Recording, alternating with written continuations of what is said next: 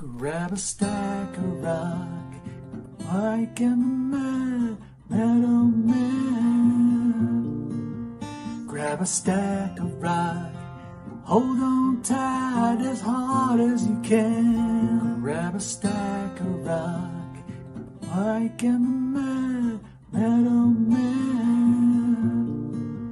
Grab a stack of rock, hold on tight as hard as you can.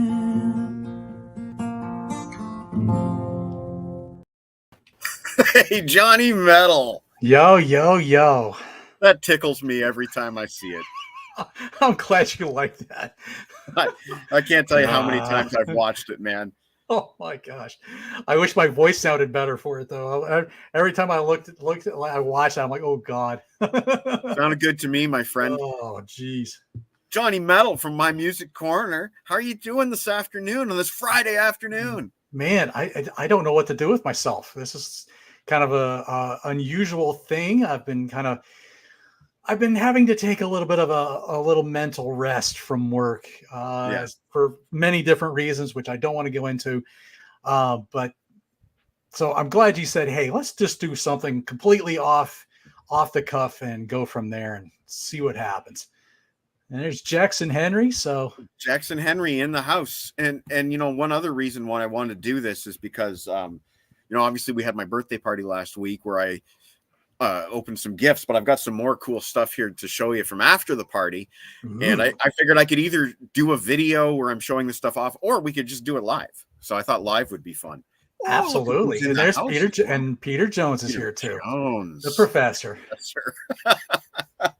I hope the professor approves of some of these musical gifts. But first I wanted to ask you a question, sir. What do you want to do with your life? Yeah. Boy. Speaking of that, there's Jake now from State Farm. Jake, nice to see you, my friend. Good to see you, brother. Man, I'll tell you what. Yeah, boy, I would like to just sit back and rock, but man, at 54 years old, I don't know how well I can really do that without feeling like I'm going to put myself in a nursing home too quickly. But well, what I was referring to here, of course, is that you are in the midst of a Twisted Sister deep dive with John the Music Nut. Yep. And you just finished You Can't Stop Rock and Roll, which means this week is Stay Hungry. Yes, we just put Stay Hungry out. And sorry, this week is Stay Hungry. I'm behind still. Yeah, just Stay Hungry just came out. And then let's see, I don't have it handy for me to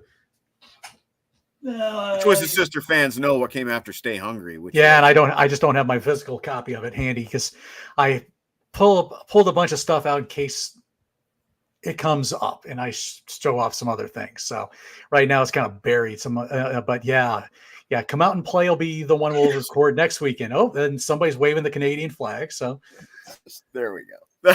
I was going to say, do you have the vinyl with the manhole cover? I do. Okay, so I want to tell you a quick story. Up here at the cottage, there used to be a record store in a town called Port Elgin, and they say it was, there it is. They say that this store was actually more like just a front for like moving illicit drugs. But I found a copy of Come Out and Play on vinyl there for like $5, and it was all scratched to pieces. But really, the point of it is getting that cover, right? The manhole cover, which has never been duplicated on any other format. So that's cool. Check that out on My Music Corner next week on Wednesday evening. Second question for you. There's questions for John today.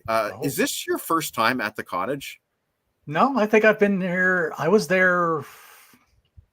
I can't remember what the show was, but I feel like I have.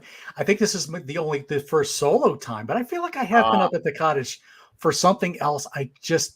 It's just escaping my memory at the moment. Well, just so you know, here's my view. It's quite nice. It's quite nice. Gotta love that. I don't know if I can zoom in. No, I can't. But Jen and I just went for a swim an hour ago, and really happy to have you here because this is my happy place, and I like to share it with my friends. Amen. Now, just before you go, so I have been to your native Canada once. Now, where I was actually, you know what? I'm going to pause you because I had a question for you that I was going to run, and you're actually answering the question. Oh, Now, as you know, we used to start the show with a little thing called Ask Harrison. Harrison has been sick, so I thought today we would take one of his questions for him and run it for you. Oh, You were just about to answer this question, but let's run this question. This actually came from Jex Russell. Just sub in the name John Clauser where he says Harrison, because I want to know this question from you and you were just about to answer it. okay. So here is today's Ask John Clauser question from Jex Russell. Hello, everyone. Harrison, got a question for you. A very important question. When are you coming to Canada, man? When are you coming to Canada? Come on, we're waiting for you. You should make a trip. And you know what? All expenses will be paid by Mike. How can you refuse? It's going to be awesome. We'll have some poutine. We'll put maple syrup on everything. You know, those aren't just stereotypes. Those are the truth. Well, in my case. All right.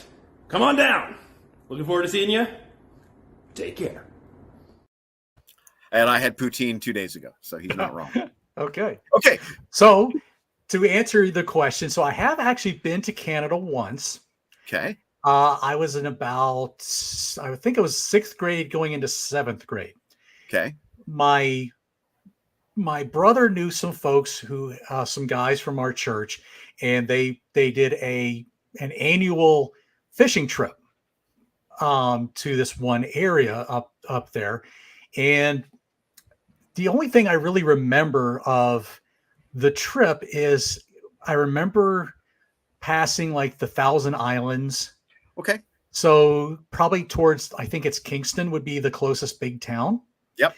I remember going to visit Fort Henry. Okay.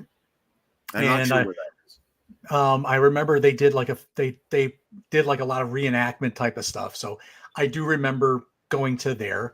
The campground we stayed at, it was a lake. It was they called it Stump Lake, which it was a great name because there was all these stumps in the lake, and it was apparently made for good fishing. So yeah, that's really about all I remember of the trip. It was in summertime, so it wasn't terribly hot, but it got surprisingly cold at night. So I was a little surprised at how cool it got for August. Yeah, I wish I could remember more about that trip, but well, I can tell you that according to Wikipedia, Stump Lake is in British Columbia, which would be on the west coast of Canada, where we were definitely not in there. But oh, I think okay. I There think must be some. two Stump Lakes. Well, I think my brothers said that they've changed the name since then. So. Okay. Bunch of guys heading up to Canada for fishing trip sounds like the perfect start to a horror movie. Murder at Stump Lake. Oh man. The only other geographical thing I can tell you is that a couple of the guys splintered off and they went off to another Graham Lake. Graham Lake. Okay. Let's Google that. We'll get us in the region of where we're supposed to be. Graham Lake, Ontario. Eastern Ontario sounds about right if you were going through Kingston. Yeah, way out there in the boonies, but I have an idea of where you were headed now. Yeah. Okay. So I haven't been out to that side. I mean, Ontario is a very big province, and I have only really, most people are kind of like in the south and off to the east. I've never really explored, but that's cool. So you have had, and I guess back then though, poutine wasn't really as widespread as it is now. If I don't recall going out to a lot of diners or restaurants while we were there. We had food that we made at the campground or the fish we caught or whatever. But yeah, so I would not have had any of that. So well, I can tell you that if you do return to our country, you must have some poutine, which for those who don't know is French fries and gravy with cheese curds. They have to be curds. You see a lot of fast food places doing like shredded cheddar. No. That's not poutine. And it's pronounced poutine. I should be saying it correctly. Poutine. And I remember my sister, the first time she had poutine sometime in the 90s, she told me, I had this thing called poutine. And I'm like, poutine? Ew, that sounds disgusting. And it was freaking great. It was a revelation. People dip their French fries in gravy all the time. You add cheese to that and yeah, we're golden. It's a heart attack waiting to happen. That's right. Well, I wouldn't have it any other way. I know this is a grab a stack of rocks, so people want to see physical things. And I do have some physical things to show, including some birthday gifts. So I thought I'd show one first here. Okay. I don't have it physically with me because my mother is going to actually get it mounted. Ooh. And now I have to find the actual image. Preparation, Mike. Preparation. Starfleet Command. There's the file. Okay, so last winter, my mother and my sister went to a science fiction convention here in Kitchener, and I actually played a video of that back at the time. And what I didn't know was that my sister bought this for me, or actually my mother bought this for me.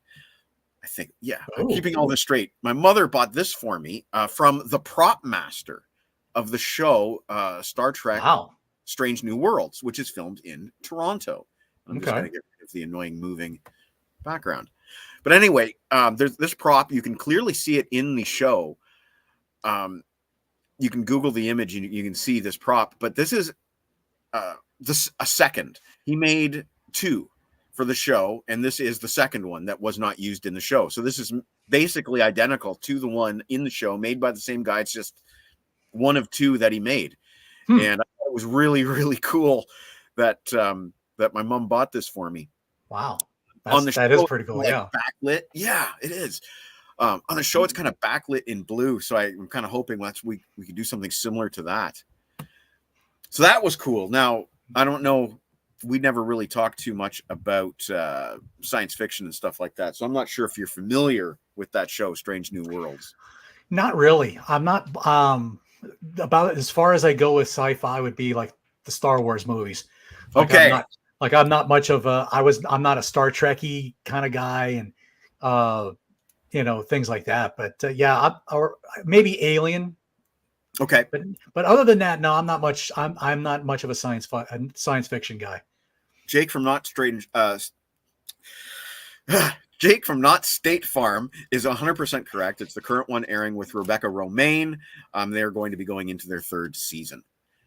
But you mentioned Star Wars. Are you familiar with the Disney Plus series called Andor? We actually did start Disney Plus a few months ago. So I stuck to the main movies. I think I watched a little bit of that. What was the Baby Yoda thing? Mandalorian. We watched a little bit of that, but then after that, I never went too far down the Star Wars rabbit hole.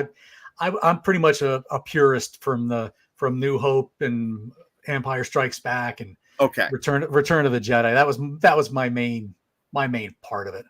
Okay, then I'll give you a little background here. In around 2017, they did the first Star Wars kind of spin-off movie. It's called Rogue One. And it was based on the concept of stealing the plans to the Death Star and that whole setup. And there was a good movie. I have seen that.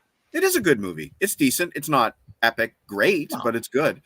But it introduced us to the character of Cassian Andor, who now has his own series on Disney Plus, which is actually the best rated of the Star Wars series. It's very gritty, very down to earth, very real, filmed on location. But on that show, Andor uses a lamp very similar to this one. Okay. The one on the show is kind of painted and weathered. There's these are colored in blue, these lines. But this is really cool how this works. You just lift and it lights up. It is really, really cool. It takes 3 AA batteries, and it has the symbol of the rebellion on the top of it, which was not on the show. Right. But this is just kind of a neat little, you wouldn't call it a replica necessarily, but this is a neat little souvenir from that show. And it's a really good lamp is actually why I really like it. So yeah, I'm very happy with those gifts from my mom. Very cool. Sci-fi. I mean, I'm a sci-fi nerd. I've got more sci-fi stuff here for later. And I can't wait to see how she mounts that Strange New Worlds plaque. Right. Cool. Anyway, that was my cool round of stuff I wanted to show on today's show. Right. Well, so here's something that I just got in today. So I can actually do a quick unboxing.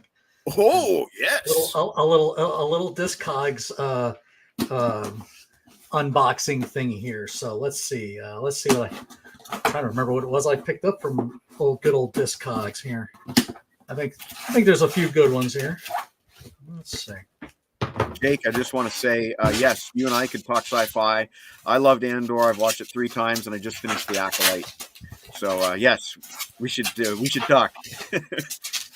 Let's see. So what did let's see. What did old Discogs get me? We got Now, the oh, okay. Oh, yeah, that's the Rock Candy reissue, eh? yes. Bonus tracks. A bunch of them. Looks like about 6 of them. Oh man, Yeah. I need that then. Yes. Yeah. So there you go. I have I a think- 90s reissue on, I think CMC might have been the label. So Okay. I want that one. Okay. I've been hearing so many people talking about this, so I thought, I think I better just do this. So, yeah. Zebra. Now I'm not familiar with them at all. So And more Rock Candy. yeah, all of these actually wound up being Rock Candy reissues. I didn't quite realize it at the time. But so yeah, so I thought I've been wanting to go down the zebra territory for a little while, and I've been pretty bad about it. Need to do it. But then I thought, in light of something that is upcoming in the My Music Corner world, and because I feel like I need to do something with that Ernesto suggested to me. Oh, Staying Alive, double live. Yes. So this is the 2 CD version. So we're gonna have to figure out how we're gonna incorporate that into the series, because we were mainly gonna just stick with the studio albums. So yes, we will be doing. Yes, thank you, Peter. Yes, I'm looking forward to getting into that, Jax, as well. Tell me a little bit about Zebra, because I basically know nothing. So Zebra, I mean, let's see. Basically, like Peter, you can back me up on this. Kind of like just great musicians, great songs, great songwriting. Let's see. I'll just read the thing that's on the back of this. Apart from the Beatles, there is no doubt that rock's music's second greatest influence was the power and glory created by Led Zeppelin. From the very moment their epic-changing debut was really because of this, you cannot talk about the work of Zebra without mentioning the Beatles, or more pointedly, Led Zeppelin. Fortunately, unlike some other less astute acts, Zebra's homage to the world's most influential bands are not. Wow. Anyway. I've heard a lot of good things over the years, lots of good stuff. Yes, Peter's wanted me to do Stay Alive. I've heard a lot of good things about Zebra. They only have like a couple of albums, though. They just another one of those bands that just never quite broke big. So I heard the word Led Zeppelin come up a few times, and Tim says very high vocals. So I guess I'm looking for like a Robert Plant kind of sound. Is that probably so? Okay, probably so. Yeah, and with stuff on Rock Candy, there's always going to be value because those things are collectible. Mm-hmm. Yeah. I don't know if any of these have bonus tracks. You're going to get, no matter what with a Rock Candy, you're going to get great liner notes and photos inside. Yeah. So I'm definitely looking forward into that. So there you go. That was my little unboxing. Cool. So other than some other odds and ends of weird things I'll pull out later, but okay. Well, then I may as well show up the 3 discs that I received recently and have here with me. Now, spoiler alert, Mr. Tim Derling's in the house, and we may or may not be doing a taping this weekend. But that's just between him and I. But I just so happen to have this with me. Yes. New Mr. Big album called 10. And I like it. Spoiler alert, I'll be talking about this in a little bit more detail on another show, but I like it. It's different. I'm getting a lot more acoustic guitar on this, and not ballady. Like, I don't mean in a To Be With You way, more in a Zeppelin-y way. Now, here's something interesting that Tim alerted me to. Billy Sheehan didn't write any songs on this. I didn't know that. I didn't catch that. I caught that too. I didn't look at the liner notes, but yeah, I caught that. And I didn't think there was as much in your face bass, which is fine though. I mean, Paul Gilbert more than makes up for anything that may be missing in the bass department. Paul Gilbert's brilliant on this. He plays a lot of slide guitar and other stuff. But this is a good album. And I will, spoiler alert, recommend this to you. I'm going to do a show with another gentleman that may be watching. And I'm going to do a written review of this as well. And you have a different bonus track than I do. Oh, this one has 8 Days on the Road. What do you have? Mine, I don't have my copy handy, so I'm going to have to look it up. But mine was called... Mine was called See No Akapi, which was, I believe, is an instrumental. Okay, well, I'd heard that the Japanese bonus track was an instrumental, so I'm betting that's what I got. That's what I got. Maybe if I order an American copy from Amazon.com, maybe I will get the bonus track. So I think you might have just saved me from looking for a Japanese. Probably. And this is a joke here. Common knowledge. I will just explain this joke because you probably don't know this, but this is Jax, by the way. Cinnabro Supreme is Jax.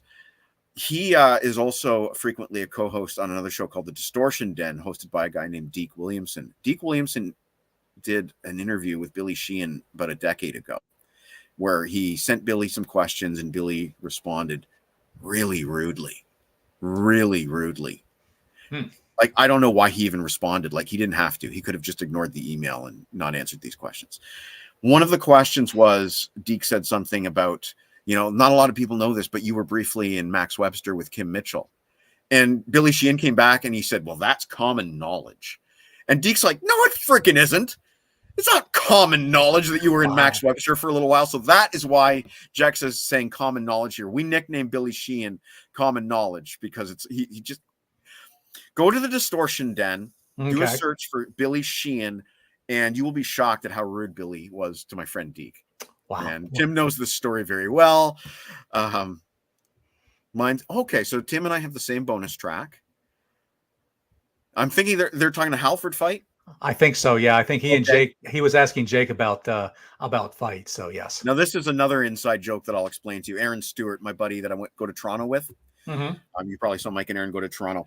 First time we went to Toronto together, I was looking for a Japanese import of Kiss Monster, which had a bonus track. I went to Sam the Record Man. I didn't because they're closed. I went to HMV, which used to have 1,000 Japanese imports and now have none. Then I went to Sunrise Records, who used to have 1,000 Japanese imports and now have none. Aaron always encourages me to ask the person behind the counter for help if I can't find something. So I did, even though I didn't really want to. And I said, you have the Japanese import of Kiss Monster. And she answers me, Japanese imports are very, very expensive. And I'm like, I know, I collect them. No crap. Because I have bonus tracks, but I want Kiss Monster. You don't have it? And she goes, Japanese imports are very expensive. I'm like, maybe that's the only English she knew. Jake from State Farm, he's going down this. Ooh. Yeah, Fight. I think that first Fight album, Into the Pit. Yeah, that is my favorite. I think I need to pick that up again. It's been a while since I've listened to that, but yeah. Pete Jones is on board. Yep. Yeah, I'd like to talk about that album someday. Then First Fight, Billy Sheehan. No, that's Billy Corgan. Oh boy. Oh, you didn't know that story? Okay. Yeah, wow. I did eventually get the Japanese Kiss Monster, and I think the bonus track was a live version of King of the Nighttime World from 2004 Rock the Nation tour. If I remember correctly. Anyway. Right. So next up, this wasn't a gift, but this was delivered to the cottage recently. It was supposed to arrive during the Tim Derling interview, which it was supposed to be, hey, look, here's my copy of Leftoverture. It just arrived. Way to go, Amazon. This is the only Kansas that I actually already owned because I had it on 8-track, which I can't play. But I like the cover art. It's got Point of No Return on it. I don't really know, I'm in the Kansas book, but I don't really know a lot about this early Kansas stuff. I was more listening to the Morse era. So I wanted to do this for that interview with Tim. Tim, here it is. Sorry. Blame Amazon. And finally, my dad's shocked that I listen to classical music. I don't know why he's shocked that I listen to classical music because he raised me on that.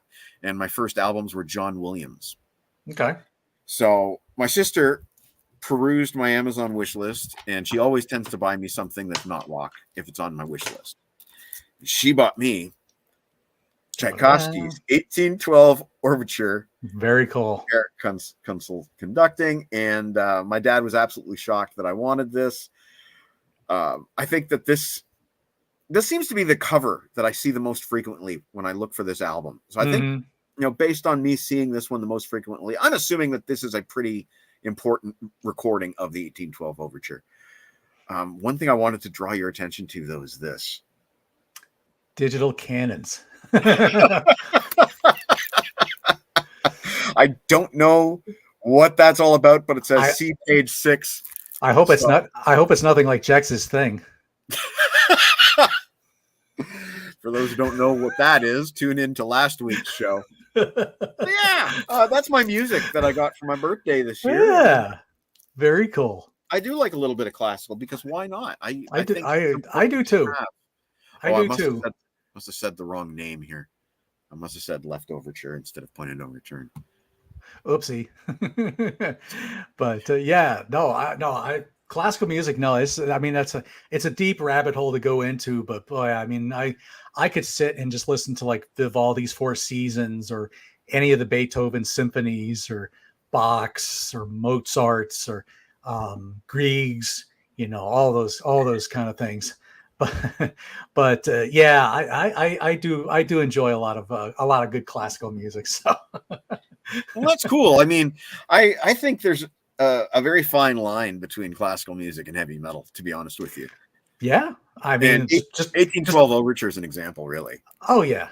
Oh gosh, yeah. Or even some of Wagner's stuff it's got that heavier brass, in his orchestra. Yeah. So he really brings the heavy metal pretty much. But then if you just really want to discover the beauty of classical music and heavy metal, just look up The Great Kat. True. That's an obscure artist, but The Great Kat, yeah, she played a lot of really fast classical stuff on electric guitar. Still does. She still puts videos out all quite often. So there you go. Got to give The Great Kat a little plug once in a while. So yeah. And Aaron's got a good point here. I don't like listening to classical in the car for that reason. Great on the headphones, though. Yes, absolutely. And maybe sometimes it just depends if you get a good enough recording. Sometimes you get some really crappy recordings of it, and then sometimes you get some good. Yeah. There you go, Jax. Exactly. Sometimes you get some good digital recordings. Some really good stuff. But and Tim's spot on. Yeah. For me, a lot of it is movie soundtracks. 2001: A Space Odyssey was a big deal when I was a kid, and has some great waltzes. Again, I mentioned Star Wars and John Williams and that stuff, and there's a very, very fine line between Holst, the planets, and Star Wars. You can hear things that John Williams lifted directly from the planets, particularly Mars, Bringer of War. Right. What is Aaron here saying? Oh, I think missed most of the loot. Missed most of the loot. Okay. Well, I'll just quickly recap. I was just showing off the new Mr. Big, which tune in to Tim's Vinyl Confessions soon for more on that. And of course, Point of No Return. Kansas with the sailboat, which may look familiar to those who bought Tim Derling's book. We also had this lamp from the TV series Andor, and I won't bother getting that picture of the Starfleet Command plaque on the screen, but there was a cool Star Trek plaque. Pete Jones, no is more, it says. Okay, so I will consult Pete Jones next time I decide to buy something classical. There you go. Common knowledge, Aaron. Okay, so you're up, Johnny Metal. What do you want to show us from? So this is going to be some more personal stuff. So it's today's the 26th. So yeah, the 21st actually has a rather auspicious anniversary of sorts for myself. Okay. So, and there's Grant. So, back in 2009, I got to travel up to see my parents, but then I also had another trip because we used to live in the eastern shore of Maryland, which is about a 4-hour drive from where my parents live. Okay. And I've been wanting to go back to visit some folks there. So now, one of the things I got to do while I was there was I got up with a good friend of mine, and I'm going to take it out of the CD case because it's a little tough to see, but I got to go into a little bit of a recording studio, and I got to lay a few just a little guitar track for a song for a very good friend of mine here named Joy Miller. This is a picture of Joy right there. So that is her. So I got to go into a studio with my brother's Epiphone Les Paul that he had, because the song she wanted me to play on was supposed to be kind of like a maybe like a boogie kind of song. But then I'm like, can you send me like a recording or something? Or I never get to hear the song until like the night before. So I have like no idea what the song sounds like. So we get into the studio, and that's when I finally get to hear the song. I'm like, ooh, well, this ain't really a boogie song. I don't know how good this Les Paul is going to work out, but let's go for it anyway. So I tried to do a guitar solo for it. It's like the Brad Gillis story from the Hearing Aid Sessions. You know, Brad Gillis is like in there for eternity trying to get a sound right. And like Neil Sean or somebody gets in there, he gets like 5 or 10 minutes, he's done, he's out. But Brad Gillis is like 2 hours, he's still trying to work out what he's trying to get.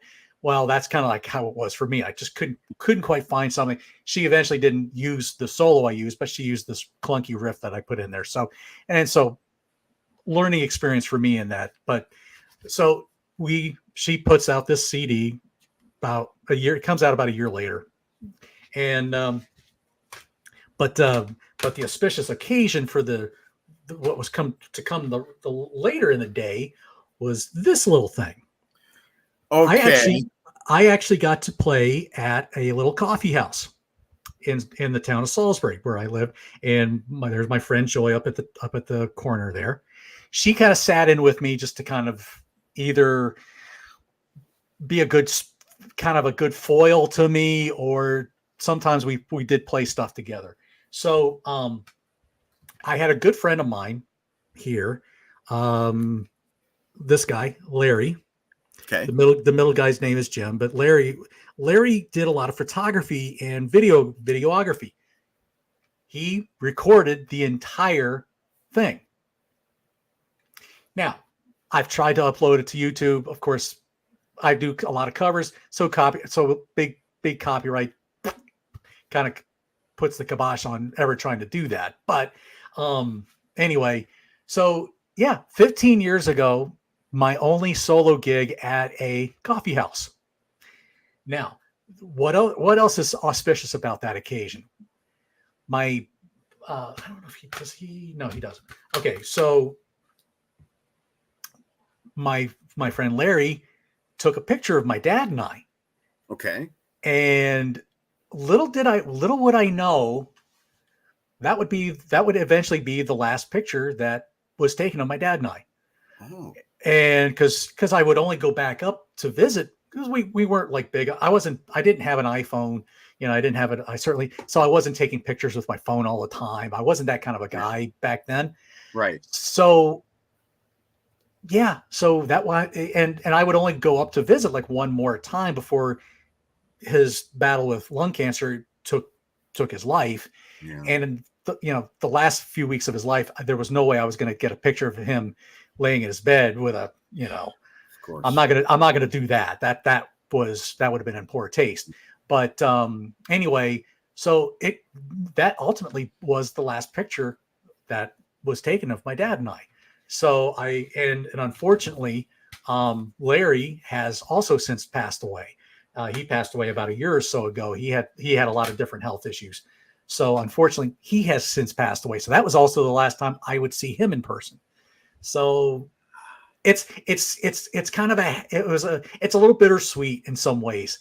Unfortunately, I go back to watch this thing now, and it's cringeworthy. Oh, it's bad. I have a hard time watching it now, but Well, then be glad you don't have it uploaded to YouTube, I guess. Yeah. Maybe for certain people, I'll share that with. But since I'm on the personal kick here, I'll just keep going with some other stuff. So I don't know if I've ever shown this to you on a show before, but this is a little cassette single that I made back in the day. So this has 2 songs that I wrote and recorded. You can't really, the glare is terrible here, but there's 2 songs of mine one's called Scars Too Deep to Heal, and the other's called Sadist. Sadist is a very nasty, very Wasp influenced song. Nobody ever needs to hear it. But whenever I decide to make CD copies, one day you will get a hold of this little thing. Right. Yes. So one day you'll get to hear the whole thing. But something else I came across that I thought, I'm going to just show these off. So these little cassettes, these are like really old cassettes. You can see where I wrote the label off. And I wrote Sadist on. Well, this was like I don't know. This was me screwing around on guitar, and I just happened to hit a thing, and I recorded it. You see this other one here has Mean Machine written on it. That was something else I wrote lyrics to, and I had an idea for music. I couldn't tell you how it goes anymore. And then I found this other cassette, and it says here, early recording of John and Dave. Dave, of course, being the guy when I talk about the night that I first heard the first Wasp album, he was the one who got You Can't Stop Rock and Roll. And of course, the rest is history. Well, Dave played guitar too. And yeah, it's certainly nothing good, but these had some stuff I had written, like, I think one was called And Then There Was None, which was like this creepy intro style thing, like along the lines of God Bless the Children of the Beast or In the Beginning or something like that. And then it goes into this song called D-Day, which was a nuclear war song, but it's just this 3-chord crap song. It was awful. And then there was like this other thing called, I wrote in there, we did another thing called The Gates of Hell, which it was me trying to be Slayer. And it was, definitely not going to be digitalized. Never. I'm trying to think, but did Sabbath do an intro called The Gates of Hell on the Tear album? I'm trying to think. It sounds familiar to me. Maybe. But then again, my brain's been fritzed all day. Tear would have been a long time before I had written this, because I did this in like 85, 86. Tear was 1990. Yeah, so that was way before then. But it's But the Wasp influences in those titles is very very clear. Very, very evident. Very, very evident. But Jax, then you will love this. So I'm also into a Christian parody band. Now, so that's a genre I've never heard before. think Weird Al, but in a Christian perspective. So they rework everything. Well, not everything. They've never done Slayer, but they've reworked like Enter Sandman. They've reworked, Can't Get Enough of Your Love. They even did April Wine's She's a Roller. And so there's all kinds. Not much was safe to them. I did a Christian parody version of Slayer's Rain and Blood. Just the lyrics. Obviously, I've never made a recording of it, but I just did the lyrics. But I have it somewhere. I don't know. I don't have it handy, but yes, I actually did a Christian parody lyrical thing of Slayer's Rain and Blood. Not sure if I should be proud of that, and I'm sure. I think there are certain things that have never been repeated anywhere in the known universe, and I think that is one of them. Christian parody of Rain and Blood, Ducky's Recover from Incoming Lightning. Pete, I'm just going to pontificate for a moment. I don't like to talk about religion.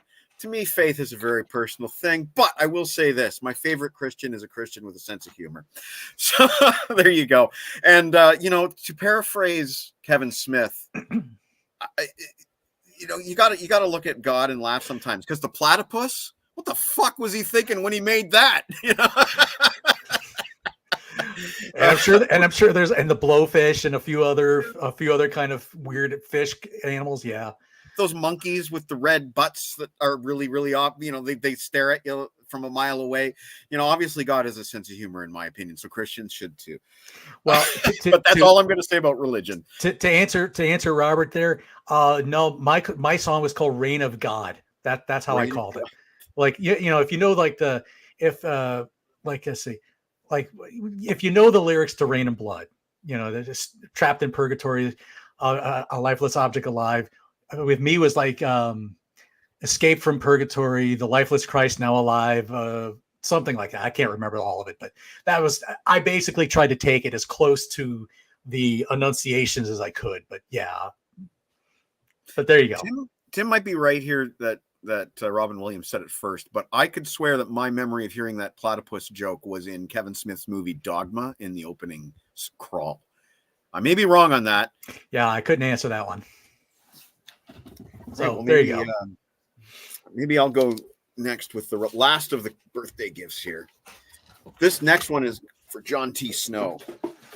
Not literally. I mean, it's for me, but for John T. Snow, because we both own a copy of the Gene Simmons Vault, and I was dissatisfied with the book that came with it. Not that it's not a super deluxe book with lots of photos and tons of text to read, but I complained about it in my review that Gene doesn't always offer enough detail on the actual song, the recording of the song, and he'll just tell stories. And a lot of the stories are things like, Ace and Peter are not on this track because they didn't have the discipline to come into the studio. Paul and I were always there early, and Ace always had a card game, and Peter usually was recovering from a hangover. And it's like, Gene, that doesn't tell me who played drums or who played guitar on this demo, Yeah. So Julian Gill did it's not very large, but he did this supplemental to Gene Simmons' Vault, and it has the basic track information that you're looking for without the stories. So for example, I opened it up to a track called Suspicious here, written by Tommy Thayer, Jamie St. James, and Pat Regan. We know two of those guys were in Black and Blue. I can't remember Pat Regan. Recorded in 1987. Source and studio are unknown. And then he says, this recording is Gene's vocal take on a song that appeared on Black and Blue's final Geffen album, In Heat, in 1988. So it gives you a little bit of information about the demo and none of the bullshit, pardon my French, from Gene's storybook. Right. Another thing I like is that he covered the totality of Gene's Vault experiences, where he did those appearances where he would not hand deliver, I suppose, because you had to pick it up, but he would hand you your vault and you would get a photo with him or whatever. And it was like $50,000 or something dumb. Yeah, it was some really ridiculous. $50,000 one, he would come to your house and hand deliver. Okay. According to this book, only one $50,000 package was sold. Ace Frehley was at that. He came to some of the appearances, but he did come to the one in-house that was purchased. But here's the weird thing. It was in Florida, and apparently Vanilla Ice was at the house. He was just one of the guests. He just happened to be one of the guests. So that's a fun fact that I learned from Julian Gill's Gene Simmons Vault supplemental about the $50,000 Vault package that you could buy. Oof. Secondly, that came from my sister, by the way. And secondly, she bought me, this is for Davey Gallagher. It's a Where's Waldo book of Doctor Who. And if I open it up here, it tells you a little bit about what you need to do for this book. Basically, if you're familiar with Doctor Who, this is the Matt Smith incarnation of the Doctor, who I believe was the 12th incarnation of Doctor Who. You can tell it's him because he has the bow tie and suspenders. I am not sure where the instructions are, but basically on every page you have to find the Doctor and his companions Amy and Rory. And then there are some other articles in here that you have to find, such as the TARDIS. And you can see here, you have to find them in this room full of Daleks. And on another page, it's Cybermen. On another page, it's Weeping Angels. And there's the Doctor right there. And you can totally tell it's Matt Smith by the big hair and the bow tie. So there you go. I am so uneducated when it comes to Doctor Who. I have never watched it. Well, hopefully I got all of that right. I have no idea. Just get some comments here. We're back to. Oh, they're rolling in faster than I can put them on the screen. And there we go. Now It looks like everybody's having a conversation. They're having their own conversation in the comments. We're back to the platypus. Take a beaver, put a duck's bill on it, but it's also a mammal and it lays eggs. There you go. That's true. Dogma might be Alan Rickman at his finest. I do think Alan Rickman is a funny man, or was, I should say, was a funny man. And yes, John, we will do the Vault show. And now it's easier for me because I have the Julian Gill book to do quick notes. Pete Jones, I can hook you two guys up. Aaron is the guy that I went to Toronto with, if you didn't catch that. But I think you guys would get along famously because Aaron is just a music nut who loves all genres, including classical and jazz. Vanilla was probably doing some trial work. Be kind, Aaron. Be kind. Okay, I'll just let those guys talk among themselves. And Matt is the 11th Doctor. Yes, okay. Yes, no, that's right, because David Tennant's the 10th. Yes, okay, that is right. I get them mixed up, but David Tennant, I always remember as the 10th. Right. He followed David Tennant. Okay. So that's all I have for birthday gifts. We have about 15 minutes left to go. I have one item left that I want to show, but I'll let you go first. Well, I mean, I think one of them was, I don't know if you've gotten it yet or have had a chance to listen to it, but of course I have to show off that. So I'm very interested to hear what you think of after listening through this again. I'm thinking, yeah, there's probably a good reason why I don't remember this album very much, other than a couple songs. There's a few songs that I remember playing the snot out of, but it was good enough for me to want to keep it, obviously keep the CD. So after all these years, but gosh, I don't really have anything else that I was really going to throw out. I think everything I've shown people, I've probably done on old videos, and I almost hate to redo things, but I don't know if you've ever seen how much in person you've ever seen these little things. I only own them on CD. Well, I have a bootleg of Quiet Riot too. But all right, so I'm just going to pull this first one out. So this was the super. This was a super deluxe box set that when they came out with when No Remorse Records came out with the reissues. So this has, I'm just going to open this guy up. You have, of course, a vinyl. Yeah. That's the first album. That's the first album. You get a Kelly Garney interview, which was kind of this was like a little afterthought. Cool. He was the original bassist. He was the original bassist. The authenticity. They only made 200 of these sets. Wow. Of each of these. So anyway, little patch. Oh, they really did this up right. Cassette. And of course, the CD. Which I have. That's what I have. So yeah. So this version, if you wanted to go all out, that's what came with this one. So you got, and I have the second one too, but yeah. And I have an original CBS version of the second album, not the first one. Unfortunately, I would probably have to sell my body parts in order to get it. So probably we'll never see an original version of the first album. But to get these guys, I never thought I'd actually own a clean version. Now, what do I think of them? I haven't taken enough time to listen to them. I can offer a pretty solid opinion because I've lived with those albums for 30 years. Yeah. I like them both to a certain degree. The recording is horrible, but there's some gold within those albums. Yeah. The highlights of which were later remixed on the Randy Rhoads tribute CD, but those have some good songs, especially I think the second album is actually pretty decent. I guess what I meant to say was comparing what these sound like compared to the original recordings. And I've been trying to, one of these days I was going to take the time to to, because I actually have a CDR bootleg version of the first one. So trying to figure out, okay, how much are these the cleaned up versions that they used for the Randy Rhoads years, or how They're not. different are? Yeah, They're not at all. So yeah, I'm one of these days I'm gonna listen to that. But yeah, I do admit I'm a bit of a Randy Rhoads freak, because this is like another bootleg thing called the earliest sessions. I'm not going to show. I'm not going to show the back of this for good reason. Okay, so the artwork's a little questionable.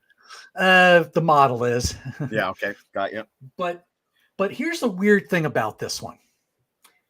At the end of side 1, there's a song called "Mr. Cruel." Okay. Mr. Cruel, Mr. Crowley. Has nothing to do with Quiet Riot. No? Mr. Cruel would become Cries in the Night off of Wasp's The Last Command. Mr. Cruel was on the Killer Kane, was originally on the Killer Kane band album, or 3-song thing. So that I think somehow it got mixed onto this thing. I have no idea why, but it did. Okay, well, I'll tell you a funny story. There used to be a Kiss bootleg from the Elder era, and it had a song on there called "Young and Reckless" that was supposedly, I think they credited it as a Vinnie Vincent demo. Okay. It's not. It's "Young and Reckless," a Helix song from Walking the Razor's Edge, and it's on there. And it's like, anybody who knows Helix knows that it's got nothing to do with Kiss. Right. Well, that's cool, man. I really appreciate seeing that Quiet Riot. For those who don't know, for years, Randy Rhoads' mother, Dolores Rhoads, refused to allow those recordings to be released because Randy was not happy with them. And to her, that meant nobody should hear them. After her passing, things changed. What happened, though, in the 90s was Kevin Dubrow went back to the original master tapes and remixed everything from the ground up. He re-recorded his singing. In some cases, he sped songs up that needed to be faster or slowed them down to make them slower, changed the key, changed the pitch, re-recorded the drums, remixed Randy's guitar by playing it through Marshalls. And the result was a completely different batch of songs. And Dolores Rhoads said, "You're okay to release these." After she passed, now we have the original albums that came out. Which I think the only reason that these got released was somehow Frankie Banali inherits all the rights to all the music, which I don't know how. I don't know if they own the masters. I would have thought CBS would have owned the masters to that, but somehow he gets a hold of them, and No Remorse Records in Greece is who winds up releasing those things.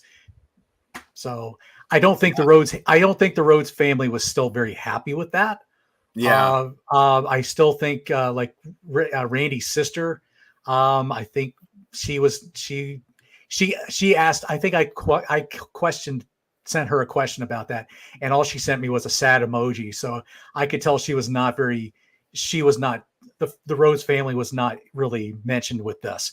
And I think Kelly was only brought in as an afterthought. I don't think Drew had any say with it, but Drew Forsythe, the original drummer. But anyway, there you go. So, all right. Well, I'm going to show off my last item here. Yes, and this was kind of different because this is a Lego set, but it's still music. Okay. Last year, I received this amazing set, and this is half of it: the Lego Jazz Quartet. Ooh, and this is cool. The rhythm section. The drummer and the bassist. It comes with this full-length stand that everything is on, and you can connect them all together. Everything actually separates. You can take the bassist and you can pull him out, and he has his own little stand here. The bass only has 2 strings, but not too bad. You can pose these guys, and just enough. His legs are not posable, right? But you can move his arms up and down the neck. Right. You can have him. I had him looking at the drummer as if they're like deep into a jam, but you can have him, looking at the audience. You can have him looking however way you want. He's dreaming, just looking up at the ceiling. The drummer, same deal. He is slightly posable. Again, I had him kind of making eye contact with the bassist. He's got 2 little foot pedals. I don't know if those can be seen or not. Yeah, I can kind of see. Kind of. Yeah. 2 little foot pedals, one for the bass drum, one for the hi-hat. Get a better view of his kit here. You can see the cymbals. You can see the drums. There's little prints on the side of the drums, number 7. There's no stickers in the set, which is a nice little bonus. Yeah. Drummer has this cool hat that he's wearing. That's not an eye. That was spider web that had fallen from above. But there's the very cool rhythm section over here. Let's see now. See if the rhythm section. See, they could, if he only has the 2 strings, he could probably play anything from the Presidents of the United States of America or DAD. Or Disneyland DAD. After Dark. They had a 2-string bass player. And here is the trumpeter. Nice. Or trumpet. Is that trumpeter? Trumpeter. Yeah. Look at his tie. Ever so slightly askew. He's got suspenders. And those are made with Lego rail pieces. He's got a trumpet. He's got a cool hairstyle. You can see his nose there. You can see his ears. Look at his mouth. You can see it's making that blowing motion. Huh. You can see his pant pockets. And he's doing this cool kind of leg pose there. Really cool. But the main course is the pianist and her piano. Nice. Look at the keys. All printed keys. She's kind of doing this thing with her one hand where she's kind of like, leading the band. She's the band leader, I'm assuming. She has little golden earrings. And those pieces, incidentally, that make her earrings also are the One Ring in Lego Lord of the Rings sets. Those earrings are the one ring that Frodo must throw into the volcano. The grand piano has details inside. Check that out. That's unbelievable, man. That's crazy. Took me 2 days to put together. All look individual planks on the stage. Like, it was a lot of fun. These Lego sets, they're not meant for kids anymore. I'll tell you that. They're challenging to put together. We really struggle through a lot of them, to be honest with you. I can imagine. Yeah. That's one thing I never did as a kid was Lego sets. I just, for whatever reason, I just never got into Lego sets, but that's cool. My buddy Aaron just got that set for this week, so I spoiled some of it for him. Aaron, enjoy putting it together, though. You'll have surprises the whole way through. There's neat little things to do.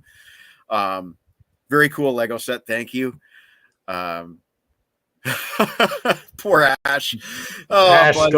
go back to bed, buddy. I really appreciate, like, if you got up strictly to watch Grab a Stock of Rock, then I need to buy you a coffee or something, Ash. I really appreciate it. Ash is in Australia. So Aaron, he hasn't built his yet, but I spoiled it all for him. Trumpeter is the correct phrase. Thank you, Pete Jones. Because Henry's in Germany right now. Oh, well, Henry, I really appreciate you. Man. That can't be easy tuning in from Europe on your phone, but thank you, man. I really appreciate it. Yeah, brother. Isildur's Bane made into earrings. Yeah, actually, yeah. That's right.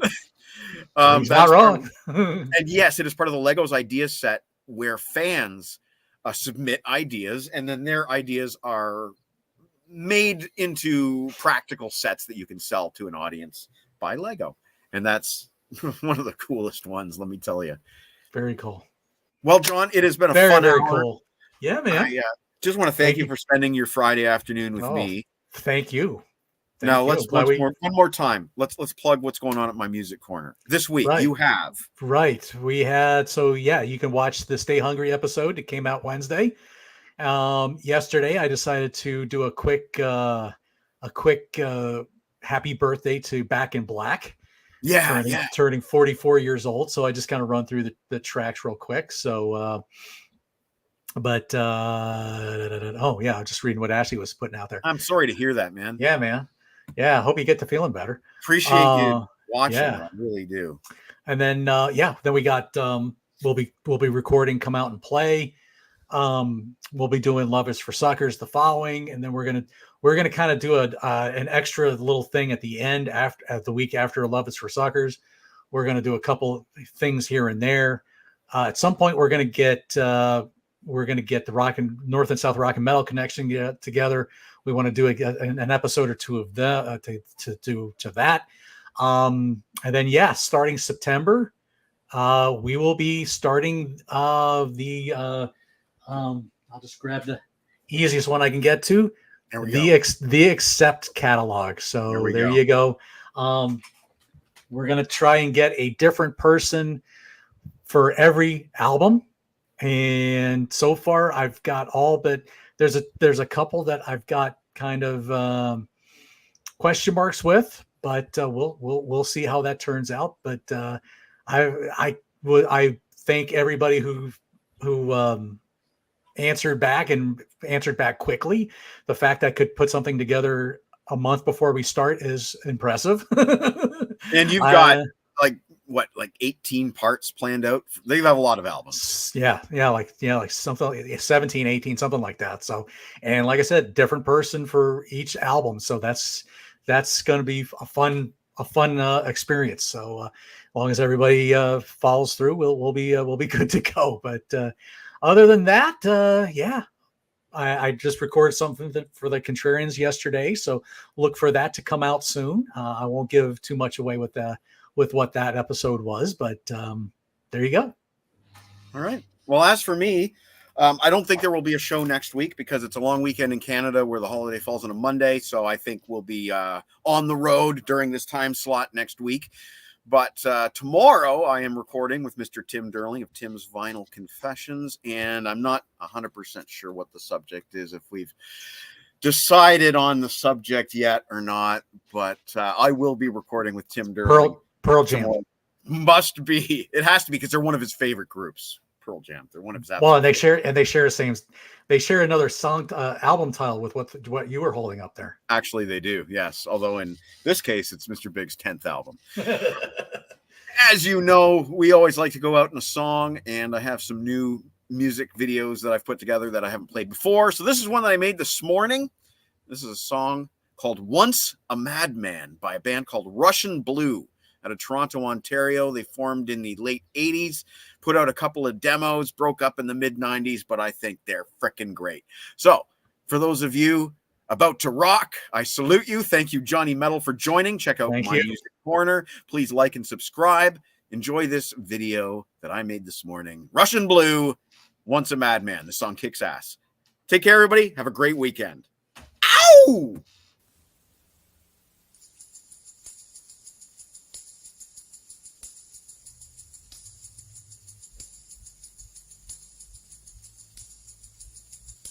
Put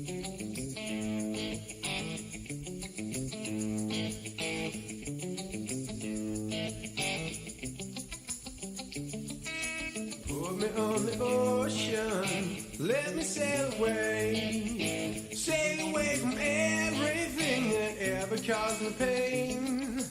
I was once a sailor, sailed upon the sea, sailed into the open boat they call a destiny.